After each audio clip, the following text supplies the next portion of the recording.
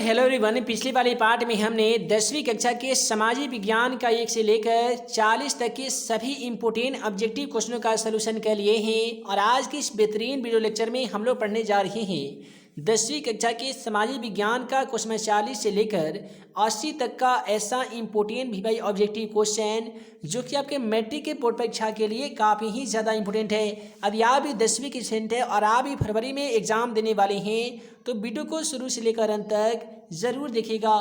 तो चलिए फ्रेंड्स, बिना समय गवाएं आज का पहला सवाल क्वेश्चन नंबर 40 को देख लेते हैं। है दोस्तों, आज का पहला सवाल कहता है कि इनमें से कौन सा गैर आर्थिक आधारित संरचना है। तो पहला ऑप्शन में दिया गया वित्त, ऊर्जा, स्वास्थ्य और ऑप्शन डी में दिया गया है संचार। तो जैसा कि आप सभी को मालूम होगा कि हमारा वीडियो सीरीज का पहला क्वेश्चन का जवाब आप सभी को वीडियो के नीचे जाकर कमेंट बॉक्स में इसका सही जवाब लिखना होता है। तो क्वेश्चन नंबर 40 का क्या सही जवाब होगा, आप जल्दी से वीडियो के नीचे चले जाइए और कमेंट बॉक्स में जाकर क्वेश्चन नंबर 40 का सही जवाब लिख सकते हैं। उसके बाद में अगला सवाल क्वेश्चन नंबर 41 को देख लीजिए। दोस्तों, अगला सवाल कहता है कि संविधान का 74वां संशोधन संबंधित है। तो यहाँ पे क्वेश्चन 41 का बिल्कुल सही जवाब ऑप्शन बी हो जाएगा। नगरीय शासन व्यवस्था से संबंधित संविधान का 74वां संशोधन किया गया था। उसके बाद में क्वेश्चन नंबर 42 कहता है कि बिहार के एक नगर निगम में अधिकतम कितने वार्ड हो सकते हैं। तो यहाँ पे क्वेश्चन नंबर 42 का सही जवाब ऑप्शन डी हो जाएगा। बिहार के एक नगर निगम में ज़्यादा से ज़्यादा 75 वार्ड हो सकते हैं। तो यहाँ पे क्वेश्चन का बिल्कुल सही जवाब ऑप्शन डी हो जाएगा, 75 वार्ड। उसके बाद में अगला सवाल क्वेश्चन नंबर 43 को देख लीजिए। है दोस्तों, अगला सवाल क्वेश्चन 43 कहता है कि चिपको आंदोलन संबंधित है, अर्थात चिपको आंदोलन का संबंध किससे है। तो आप सभी को बता दें कि चिपको आंदोलन का संबंध जो है वो सुंदरलाल बहुगुणा से है, क्योंकि सुंदरलाल बहुगुणा के ही नेतृत्व में चिपको आंदोलन चलाया गया था। इस आंदोलन से जितने भी जुड़े लोग थे वो पेड़ से जाकर चिपक जाते थे और पेड़ काटने वाले को मारकर भगा दिया करते थे। उसके बाद में क्वेश्चन 44 कहता है कि नेपाल में सर्वदलीय गठबंधन क्यों किया गया है। तो यहाँ पे क्वेश्चन 44 का सही जवाब ऑप्शन ए हो जाएगा। नेपाल में सर्वदलीय गठबंधन इसलिए किया गया है क्योंकि वहाँ पे लोकतंत्र की स्थापना की जा सके। और इसके बाद में क्वेश्चन 45 कहता है कि बहुजन समाज पार्टी की स्थापना किसने किया था। तो यहाँ पे क्वेश्चन नंबर 45 का सही जवाब ऑप्शन सी हो जाएगा। कांसी राम की अध्यक्षता में ही बहुजन समाज पार्टी की स्थापना की गई थी। तो यहाँ पे क्वेश्चन का सही जवाब ऑप्शन सी हो जाएगा। और सपा की स्थापना, जिसे समाजवादी पार्टी, जो अभी यूपी में इलेक्शन का चुनाव चल रहा है, तो अखिलेश यादव के पिता का नाम मुलायम सिंह यादव है, जो सपा यानी समाजवादी पार्टी के संस्थापक माने जाते हैं। और इसके बाद में क्वेश्चन 46 कहता है कि दल बदल कानून लागू होता है। दोस्तों, दल बदल कानून क्या होता है कि जब कोई भी विधायक या सांसद अपने दलों को छोड़कर किसी अन्य दल की सदस्यता को ग्रहण करता है, उसे ही दल बदल कानून कहा जाता है। इस दल बदल कानून पर रोक लगाने के लिए एक कानून पास किया गया जिसका नाम पड़ा दल बदल कानून, और ये सभी सांसद एवं विधायकों पर लागू किया जाता है। क्वेश्चन का सही जवाब ऑप्शन ए हो जाएगा। उसके बाद में यहाँ पे क्वेश्चन नंबर 47 को देख लीजिए। है दोस्तों, अगला सवाल क्वेश्चन नंबर 47 कहता है कि झारखंड बिहार से कब पृथक हुआ था। आसान शब्दों में कहे तो झारखंड बिहार से कब अलग हुआ था। तो क्वेश्चन नंबर 47 का बिल्कुल सही जवाब ऑप्शन ए हो जाएगा। झारखंड बिहार से 15 नवंबर 2000 को अलग हुआ था। उसके बाद में आइए अगला सवाल हम लोग क्वेश्चन नंबर 48 को देख लेते हैं। है दोस्तों, अगला सवाल क्वेश्चन 48 कहता है कि इनमें से कौन संघीय प्रणाली की विशेषता नहीं है। तो यहाँ पे क्वेश्चन 48 का सही जवाब ऑप्शन बी हो जाएगा, इकहरी शासन व्यवस्था। इकहरी शासन व्यवस्था जो है ये केंद्रीय संघीय प्रणाली की विशेषता नहीं है। और इसके बाद में क्वेश्चन 49 कहता है कि लोकसभा में चुने हुए सदस्यों की अधिकतम संख्या कितनी होती है। तो यहाँ पे क्वेश्चन नंबर 49 का सही जवाब ऑप्शन बी हो जाएगा। लोकसभा में चुने हुए सदस्यों की जो अधिकतम संख्या होती है वो 543 होती है, और 543 ऑप्शन बी में दिया गया है, अतः हम कह सकते हैं क्वेश्चन का सही जवाब ऑप्शन बी हो जाएगा। उसके बाद में अगला सवाल क्वेश्चन 50 कहता है कि पूर्व में बांग्लादेश जाना जाता था। दोस्तों, पूर्व में यानी पहले जो बांग्लादेश जो है ये किस नाम से जाना जाता था। तो क्वेश्चन 50 का सही जवाब ऑप्शन सी हो जाएगा। पूर्व में बांग्ला जो देश है वो पूर्वी पाकिस्तान के नाम से जाना जाता था। उसके बाद में अगला सवाल कहता है कि वेस्ट इंडीज संघ की स्थापना कब हुई। तो यहाँ पे क्वेश्चन नंबर 51 का सही ऑप्शन सी हो जाएगा। सन 1960 ईस्वी की बात है जब वेस्ट इंडीज संघ की स्थापना की गई थी। और श्रीलंका कब आज़ाद हुआ था, तो सन 1947 में हमारा देश भारत आज़ाद हुआ था। और सन 1948 की बात है जब श्रीलंका आज़ाद हुआ था। और सन 1971 में किसकी स्थापना हुई थी, तो बांग्लादेश की स्थापना हुई थी। अगला सवाल कहता है कि इंडिका के लेखक कौन है। ये भी क्वेश्चन 12th के हिस्ट्री से लिया गया है, इसलिए हम बार बार कह रहे हैं कि 12th के हिस्ट्री से भी 2-4 क्वेश्चन आपके मैट्रिक के इस बार एग्जाम पेपर में आने वाले हैं। क्योंकि मॉडल पेपर में 2-4 ऐसे क्वेश्चन लिए गए हैं जो 10वीं कक्षा के नहीं बल्कि 12वीं कक्षा के इतिहास से संबंधित है। तो यहाँ पे इंडिका के लेखक जो है वो मेगास्थनीज है। क्वेश्चन का सही ऑप्शन सी हो जाएगा, मेगास्थनीज। उसके बाद में अगला सवाल क्वेश्चन 53 में कहा गया है कि विश्व का सबसे बड़ा लोकतांत्रिक देश कौन सा है। तो दोस्तों उम्मीद है आप तमाम छात्र एवं छात्राओं को इस क्वेश्चन का तो आंसर आता होगा कि विश्व में भारत एक ऐसा देश है जो सबसे बड़ा लोकतांत्रिक देश है। और फिर सवाल इस प्रकार से भी आ सकता है कि विश्व में किस देश में मतदाताओं की संख्या सबसे ज़्यादा है। तो भारत ही एक ऐसा देश है जहाँ पे सबसे बड़े लिखित संविधान पाया जाता है और यहीं पे सबसे ज़्यादा मतदाताओं की संख्या है। यहाँ पे भारत में लगभग 140 करोड़ जनता है, जिनमें से लगभग 71 करोड़ ऐसी जनता है जिनका नाम मतदाता सूची में है।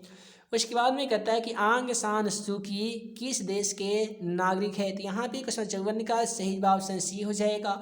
आंग सान सू की जो है वो कहाँ के नागरिक है दोस्तों, तो ये म्यांमार की हैं। उसके बाद में कि क्षेत्रवाद की भावना का एक परिणाम क्या है। उम्मीद है आपको इसका आंसर जरूर आता होगा। क्षेत्रवाद की भावना का एक परिणाम अलगाववाद है, इसलिए क्वेश्चन का सही ऑप्शन डी हो जाएगा। उसके बाद में क्वेश्चन नंबर 56 को देख लीजिए कि दुधवा राष्ट्रीय उद्यान कहाँ पे स्थित है। यहाँ पे क्वेश्चन 56 का सही ऑप्शन डी हो जाएगा। यूपी यानी उत्तर प्रदेश में दुधवा राष्ट्रीय उद्यान स्थित है। दुधवा राष्ट्रीय उद्यान एक चिड़ियाघर का नाम है जो कि यूपी अर्थात उत्तर प्रदेश में पड़ता है। उसके बाद में कहता है कि भारत की प्रथम राष्ट्रीय जल नीति कब अपनाई गई थी। तो यहाँ पे क्वेश्चन 57 का बिल्कुल सही ऑप्शन भी हो जाएगा। सितंबर 1987 ईस्वी की बात है जब भारत में प्रथम जल नीति को अपनाई गई थी। उसके बाद में कहता है कि विश्व में सर्वाधिक वातावरण वाला देश कौन सा है। तो यहाँ पे क्वेश्चन 58 का सही ऑप्शन नहीं हो जाएगा। रूस एक ऐसा देश है जो सबसे ज़्यादा वातावरण वाला देश माना जाता है, इसलिए क्वेश्चन का सही ऑप्शन नहीं हो जाएगा रूस। उसके बाद में क्वेश्चन 59 यहाँ पे 59 कहता है कि किस मृदा में ह्यूमस की मात्रा नगण्य होती है। यानी वह कौन ऐसी मृदा अर्थात मिट्टी है जिसमें ह्यूमस की मात्रा नगण्य अर्थात ना के बराबर होती है।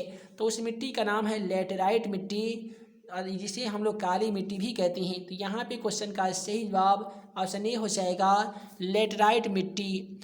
इसके बाद में अगला सवाल क्वेश्चन 60 को देखिए कि भारत का सबसे बड़ा खनिज तेल उत्पादक क्षेत्र कौन सा है। तो यहाँ पे क्वेश्चन नंबर 60 का सही जवाब ऑप्शन ए हो जाएगा, यानी डिगबोई जो है वो भारत का सबसे बड़ा खनिज तेल उत्पादक क्षेत्र है। उसके बाद में क्वेश्चन नंबर 61 को देख लीजिए, इनमें से कौन सा रोपण फसल है। यहाँ पे 4 ऑप्शन में 4 फसलों का नाम आप सभी को एग्जाम पेपर में देखने को मिलेगा। पहला रहेगा चाय, तो चाय एक रोपण फसल है। रबड़ भी रोपण फसल है और गन्ना को भी रोप के ही उगाया जाता है, इसलिए हम कह सकते हैं क्वेश्चन का सही जवाब ऑप्शन डी हो जाएगा, ऑल ऑफ दीज, यानी इनमें से सभी के सभी रोपण फसल है। और इसके बाद में क्वेश्चन नंबर 62 कहता है कि जीवन रेखा रेल कब चलाई गई थी। मैट्रिक के एग्जाम पेपर के लिए ये क्वेश्चन काफ़ी ज़्यादा इंपॉर्टेंट है, क्योंकि ये जो क्वेश्चन है जीवन रेखा रेल से संबंधित है। तो जीवन रेखा जो रेल है वो कब चलाई गई थी। तो यहाँ पे क्वेश्चन 62 का सही जवाब ऑप्शन बी हो जाएगा। 1991 ईस्वी में भारत में नई आर्थिक नीति को लागू किया गया था और इसी वक्त ट्राइन का पहला युद्ध भी हो रहा था और इसी वक्त जीवन रेखा जो रेल है वो चलाई भी गई थी।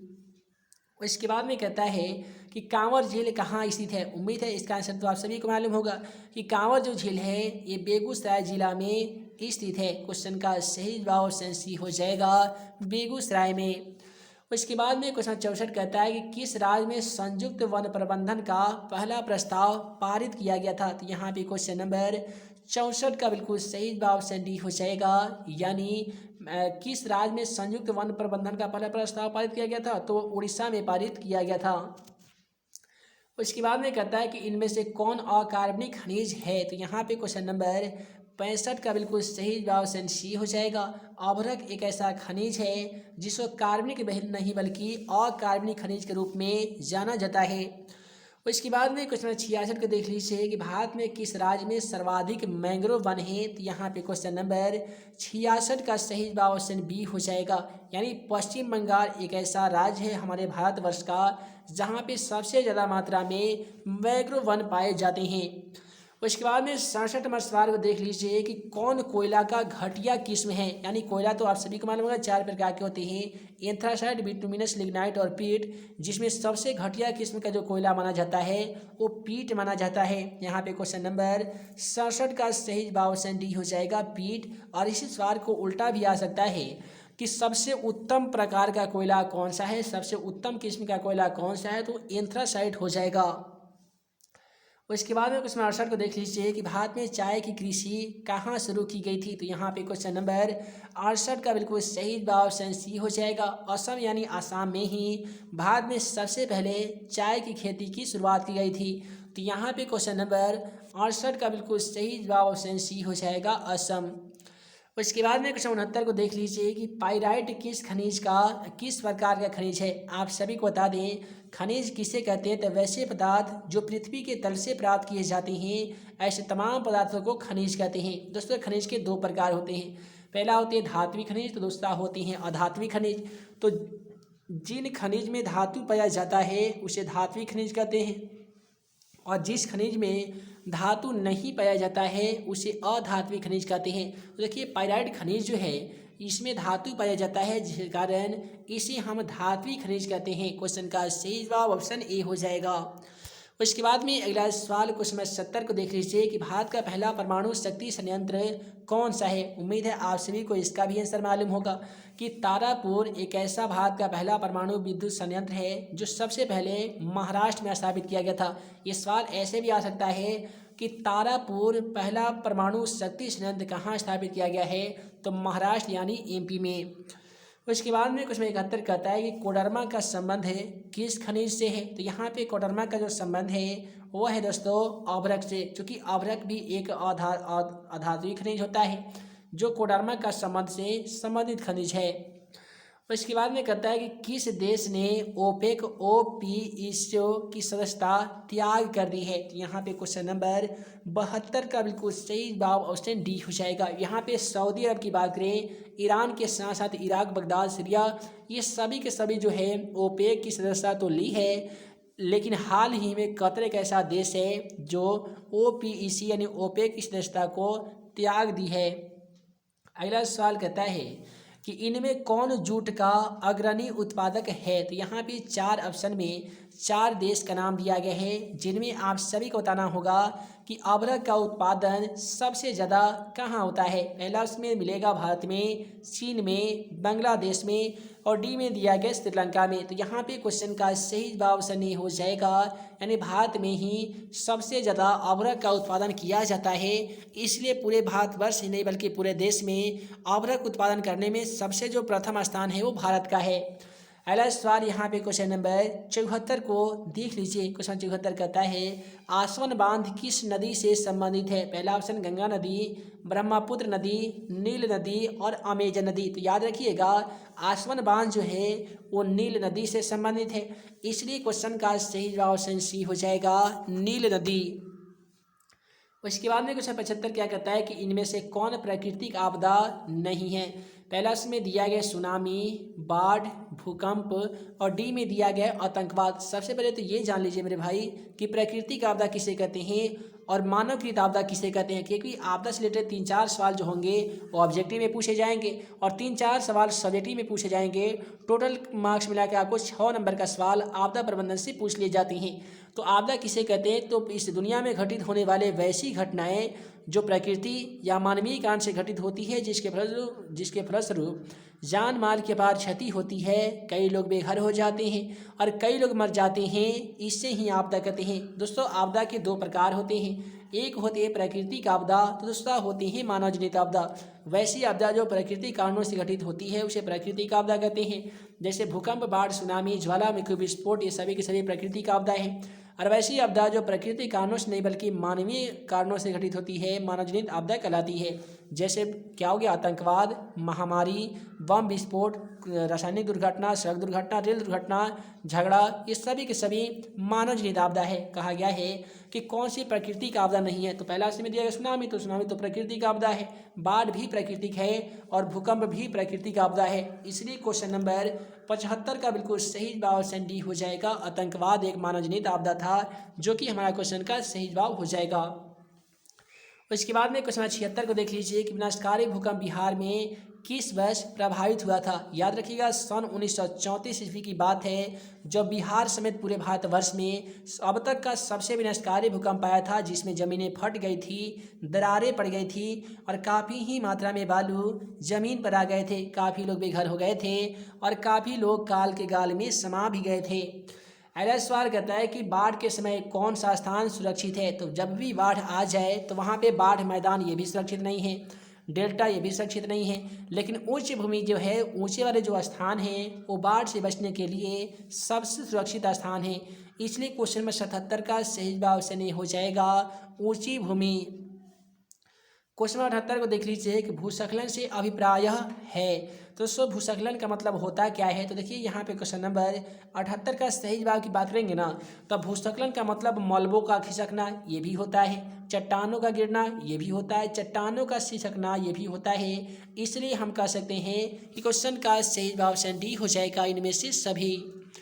इसके बाद में क्वेश्चन नंबर 79 को देख लीजिए कि आकस्मिक प्रबंधन का प्रमुख घटक कौन सा है। आकस्मिक प्रबंधन का मतलब होता है कि अचानक यदि कोई घटना किसी के साथ घट जाता है तो इसके मुख्य घटक कौन कौन से हो सकते हैं। तो स्थानीय प्रशासन ये भी सही है, स्वयंसेवी संगठन ये भी सही है, स्थानीय लोग ये भी सही है। इसलिए क्वेश्चन का सही जवाब ऑप्शन डी हो जाएगा इनमें से सभी।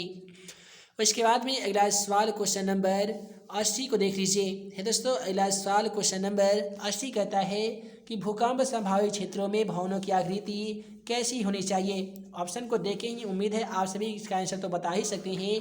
ऑप्शन में मिलेगा अंडाकार, त्रिभुजाकार, चौकोर और डी में दिया जाएगा आयताकार। तो आप सभी को बता दें कि भूकंप संभावित जितने भी जगह है, जितने भी ऐसे क्षेत्र हैं जहाँ पे भवनों की आकृति आयताकार बनवानी चाहिए, ताकि छोटे मोटे भूकंप के झटकों से भवनों को कोई भी नुकसान नहीं पहुंच सके।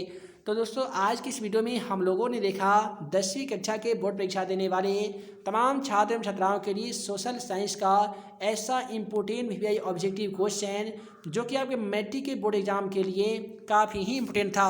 उम्मीद है आज का वीडियो आप सभी को पसंद आया हो तो वीडियो को लाइक करें, अपने दोस्तों में शेयर करें।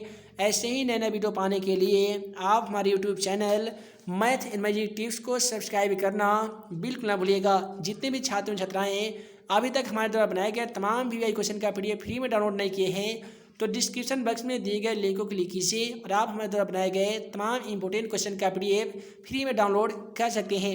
तो हे दोस्तों हम जल्द मिलेंगे अगले वीडियो में नए वीवीआई क्वेश्चन के साथ। तब तक के लिए आप सभी को वीडियो देखने के लिए बहुत बहुत धन्यवाद।